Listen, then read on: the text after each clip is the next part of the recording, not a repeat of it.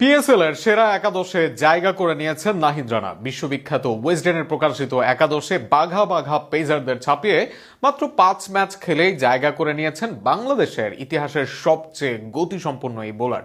আরও থাকছে প্রতিবেদনে। কয়েকদিন আগেই চ্যাম্পিয়ন্স হয়ে পিএসএল এ শেষ করেছেন নাহিদ রানার পেশোয়ার জালমি। আগের মৌসুমে চ্যাম্পিয়ন দলে ছিলেন রিশাদ, মিরাজ, সাকিব আল হাসান, আর এবারের চ্যাম্পিয়ন দলেও 3 জন বাংলাদেশি ছিলেন। তারা হলেন নাহিদ, শরীফুল, তামিম। তবে সবাইকে ছাপিয়ে নজর কেড়েছেন নাহিদ রানা। মাত্র 5 ম্যাচেই বাজিমাত করেছেন তিনি। এই 5 ম্যাচে তিনি নিয়েছেন 9টি উইকেট। তার বোলিং গড় ছিল প্রায় 10-এর কাছাকাছি, আর ইকোনমি রেটও ছিল নিয়ন্ত্রিত।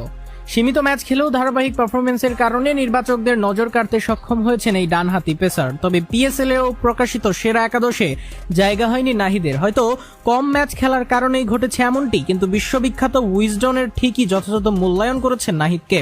বাংলাদেশ নিউজিল্যান্ড সিরিজে অংশগ্রহণ নিতে ঢাকায় ফেরার আগেই 4 ম্যাচেই তিনি দারুণ পারফরমেন্স দেখান। পরে আন্তর্জাতিক সিরিজ শেষে আবার অনুমতি পেয়ে পিএসএল এর ফাইনালে দলে যোগ দেন এবং সেখানেও প্রভাব রাখেন। উইজডেন ঘোষিত এই একাদশে নেতৃত্ব রাখা হয়েছে চ্যাম্পিয়ন্স পেশোয়ার জালমির অধিনায়ক বাবর আজমকে। তার সঙ্গে ওপেনিং এ আছেন সাহেবজাদা ফারহান।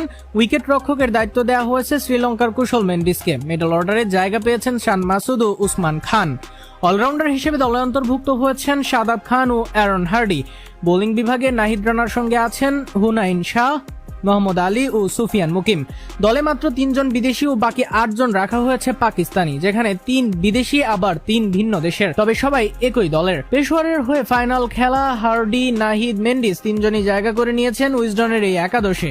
তবে আলাদাভাবেই নজর কেড়েছেন নাহিদ রানা, কেননা এত কম ম্যাচ খেলে অন্য কোনো খেলোয়াড়ই জায়গা পায়নি এই একাদশে। তবে পিএসএল এর গতির ঝড় তুলে এবার সবচেয়ে আলোচিত খেলোয়াড় একজন নাহিদ রানা।